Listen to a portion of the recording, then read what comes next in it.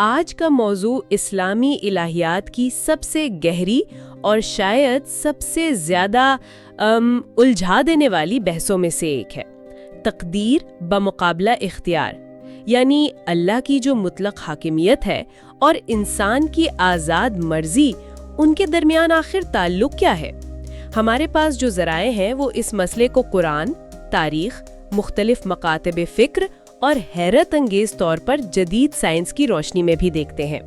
تو آج کی اس گفتگو کا مقصد اس پیچیدہ موضوع کے اہم نکات کو سمجھنا ہے، خاص طور پر قرآن کی کچھ آیات ہیں جیسے سورت یونس اور سورت ابراہیم، جن میں بظاہر یہی کہا گیا ہے کہ اللہ جسے چاہتا ہے ہدایت دیتا ہے اور جسے چاہتا ہے گمراہ کرتا ہے۔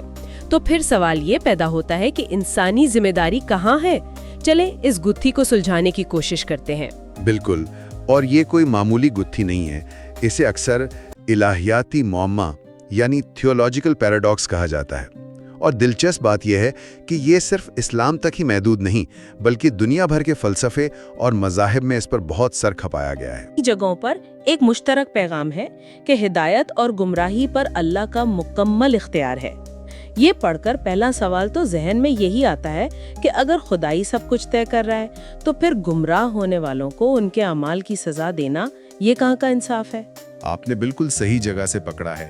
یہی وہ مرکزی نقطہ ہے جہاں سے ساری بحث شروع ہوتی ہے، اور اس کا جواب سمجھنے کے لیے یہ دیکھنا ہوگا کہ قرآن خود اس مسئلے کو دو الگ الگ زاویوں سے پیش کرتا ہے۔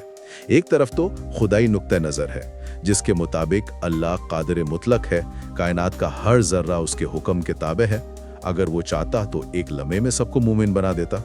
لیکن پھر دوسری طرف ایک انسانی نقطہ نظر ہے۔ قرآن میں سینکڑوں آیات ہیں جہاں انسانوں کو دعوت دی گئی ہے کہ سوچو، غور کرو، اپنا راستہ خود چنو، اچھے کام کرو، برائی سے بچو، اور اگر غلطی ہو جائے تو توبہ کرو۔ یہ دونوں حقیقتیں قرآن میں ایک ساتھ موجود ہیں۔ یہ واقعی ایک عجیب تضاد ہے۔ اچھا، ایک خیال یہ بھی آتا ہے کہ کیا یہ تقدیر پرستی کا تصور اسلام سے پہلے عربوں میں بھی تھا؟ کہیں ایسا تو نہیں کہ قرآن نے اس دور کے ماحول سے اس تصور کو اپنایا ہو؟ یہ ایک بہت اہم سوال ہے اور ایک عام غلط فہمی بھی۔ ہاں، قسمت کا تصور موجود تھا، لیکن وہ اسلامی تصور سے بالکل مختلف تھا۔ اسلام سے پہلے عرب دہر پر یقین رکھتے تھے۔ دہر؟ اس کا کیا مطلب ہے؟ یعنی وقت یا قسمت، لیکن یہ ایک غیر شخصی، اندھی اور بے رحم طاقت تھی۔ ان کی شاعری اس خیال سے بھری پڑی ہے کہ وقت ہمیں پیس کر رکھ دیتا ہے۔ اندھی طاقت؟ مطلب کوئی اخلاقی مقصد نہیں تھا اس کا؟ کوئی اخلاقی مقصد نہیں، کوئی انصاف، کوئی حکمت نہیں۔ قرآن نے اس تصور کو اپنایا نہیں، بلکہ اس پر ایک فکری انقلاب برپا کر دیا۔ اس نے ایک اندھی قسمت کی جگہ ایک باشعور، حکیم اور عادل خدا کے ارادے کا تصور دیا، اور ساتھ ہی یوم قیامت پر سخت اخلاقی جواب دہی بھی شامل کر دی، جو اس وقت کے عربوں کے لیے بالکل نئی اور دماغ کو ہلا دینے والی بات تھی۔ تو یہاں سے مسلمان مفکرین کے لیے ایک چیلنج شروع ہوا کہ ان دو حقیقتوں کو جوڑا کیسے جائے، خدا کی قدرت اور انسان کی ذمہ داری۔ بالکل، اور اسی چیلنج کے جواب میں 8ویں سے 10ویں صدی کے دوران 3 بڑے مکاتب فکر سامنے آئے۔ پہلا گروہ تھا جبریہ یعنی ڈٹرمنسٹ۔ ان کا موقف سیدھا سادہ تھا، انسان کے پاس کوئی اختیار نہیں، وہ تو بس ہوا میں ایک پتے کی طرح ہے جسے تقدیر جہاں چاہے اڑا کر لے جائے۔ بالکل وہی۔ وہ ان آیات کو لفظی معنوں میں لیتے تھے کہ خدائی ہدایت دیتا ہے اور خدا ہی گمراہ کرتا ہے۔ لیکن اس نظریے پر تو وہی پہلا سوال واپس آ جاتا ہے کہ پھر سزا اور جزا کا کیا مطلب ہوا؟ یہ تو خدا کو ایک غیر منصف حاکم بنا دیتا ہے۔ آپ نے بالکل درست اعتراض پکڑا، اور اسی اعتراض کی وجہ سے یہ مکتب فکر کبھی بھی مسلم دنیا میں مقبول نہیں ہوا اور وقت کے ساتھ تقریباً ختم ہو گیا۔ اس کے شدید رد عمل میں دوسرا گروہ سامنے آیا جو معتزلہ کہلائے، جنہیں اسلامی فکر کے ریشنلسٹ بھی کہا جاتا ہے۔ اچھا، تو انہوں نے اس کے بالکل الٹ کہا ہوگا؟ جی بالکل، 180 ڈگری مختلف۔ انہوں نے کہا کہ خدا کی سب سے بنیادی صفت اس کا عادل ہونا ہے، اور انصاف کا تقاضا ہے کہ انسان کو اپنے اعمال پر مکمل اختیار اور آزاد مرضی حاصل ہو۔ ان کے مطابق اللہ گمراہ کرتا ہے کا مطلب یہ نہیں کہ خدا کسی کو زبردستی غلط راستے پر ڈالتا ہے، بلکہ جب کوئی شخص خود بار بار گمراہی کا انتخاب کرتا ہے تو خدا اسے گمراہ قرار دے دیتا ہے۔ یہ بات منطقی تو لگتی ہے، لیکن اس پر یہ اعتراض نہیں ہوتا کہ اگر انسان اپنی مرضی سے کچھ بھی کرنے پر قادر ہے تو پھر خدا کی مطلق حاکمیت کہاں گئی؟ کیا کائنات میں کچھ چیزیں خدا کے کنٹرول اور ارادے کے بغیر ہو رہی ہیں؟ یہی وہ نقطہ تھا جس نے معتزلہ کے نظریے کو بھی متنازع بنا دیا۔ ایک طرف جبریہ خدا کی قدرت پر زور دے رہے تھے تو انصاف نظر انداز ہو رہا تھا، دوسری طرف معتزلہ انصاف پر زور دے رہے تھے تو قدرت محدود ہوتی نظر آ رہی تھی۔ اسی خلا کو پر کرنے کے لیے سنی اسلام کی سب سے پربھاوشالی فکر سامنے آئی، جو اشاعرہ اور ماتریدی مکاتب کی شکل میں تھی۔ انہوں نے ایک درمیانی راہ نکالی۔ اور وہ درمیانی راہ کیا تھی؟ میں نے کسب کا لفظ سنا ہے، کیا یہ وہی تصور ہے؟ جی بالکل، انہوں نے کسب کا نظریہ پیش کیا۔ ایک منٹ، یہ کسب کا نظریہ سننے میں تو بہت پیچیدہ لگتا ہے۔ اگر عمل کا خالق خدا ہے تو پھر انسان ذمہ دار کیسے ہوا؟ یہ تو جبریہ کی بات سے کچھ زیادہ مختلف نہیں لگ رہا، بس الفاظ بدل دیے گئے ہیں۔ اس میں اصل فرق کیا ہے؟ آپ کا سوال بالکل بجا ہے، اور یہی اس نظریے کا سب سے نازک پہلو ہے۔ فرق بہت باریک ہے لیکن بہت گہرا ہے۔ اشاعرہ کے مطابق کائنات میں ہونے والے تمام اعمال اچھے ہوں یا برے، ان کو وجود میں لانے والا یعنی ان کا خالق اللہ ہے۔ انسان عمل کو خلق نہیں کرتا، لیکن انسان اپنی نیت اور ارادے سے اسے کسب کرتا ہے، یعنی اسے اپناتا ہے، اسے کماتا ہے، اور اسی نیت اور انتخاب کی وجہ سے وہ ذمہ دار ٹھہرتا ہے۔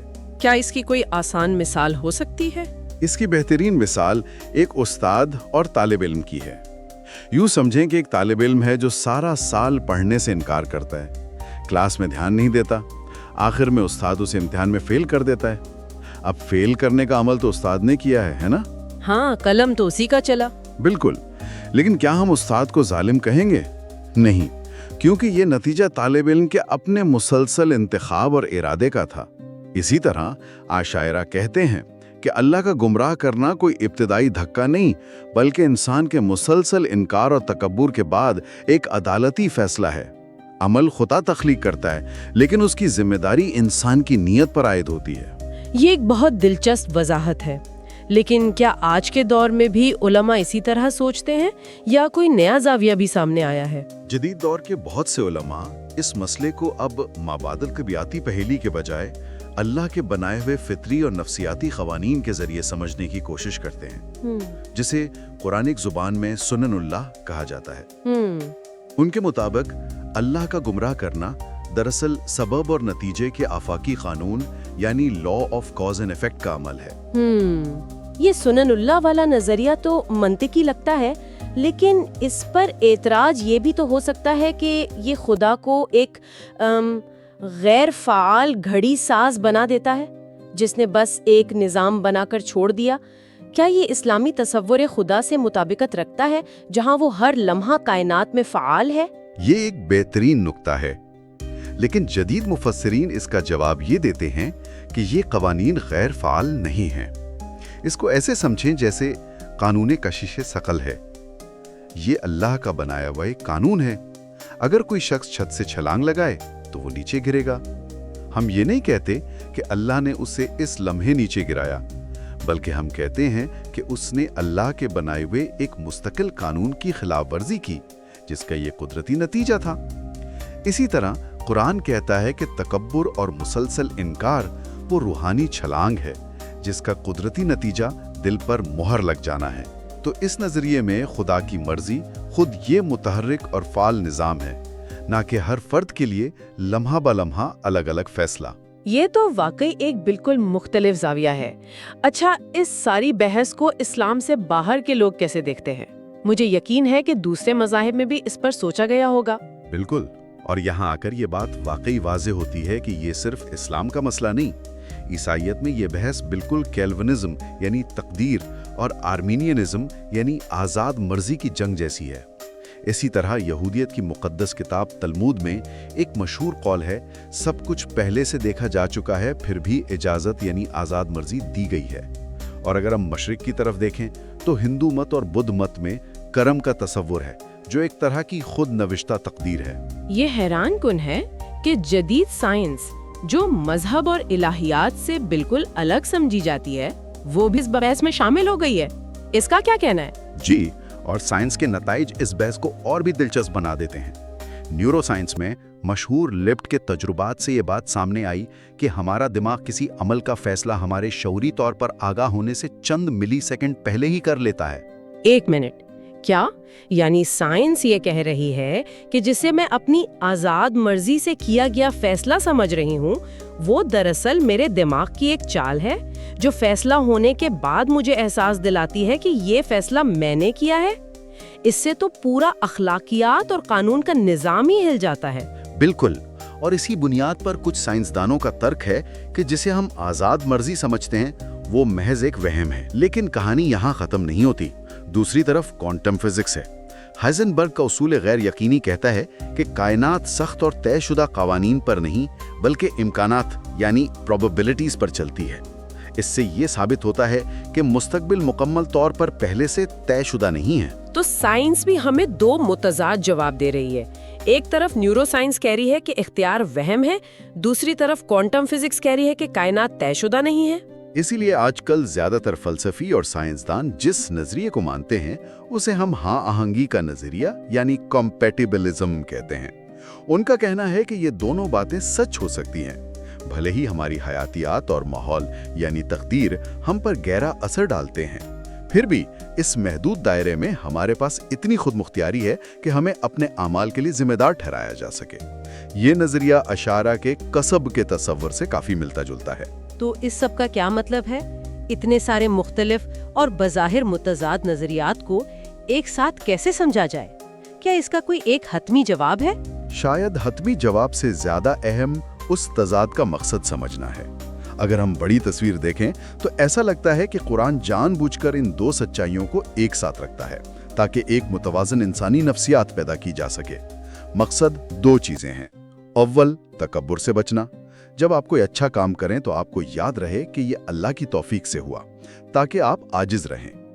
دوم، مایوسی سے بچنا۔ جب آپ سے کوئی گناہ ہو جائے تو آپ کو یاد رہے کہ اس کے ذمہ دار آپ خود ہیں، لہٰذا آپ کو توبہ کرنی چاہیے۔ یہ سب نظریات اپنی جگہ، لیکن کیا یہ ممکن ہے کہ یہ معمہ یا پیراڈاکس اس لیے موجود ہے کیونکہ انسانی زبان اور منطق خدائی حقیقت کو سمجھنے سے قاصر ہے؟ کیا ہم ایسے سوال پوچھ رہے ہیں جن کا جواب ہماری محدود سمجھ میں آ ہی نہیں سکتا؟ یہ اس بحث کا سب سے گہرا فلسفیانہ نقطہ ہے۔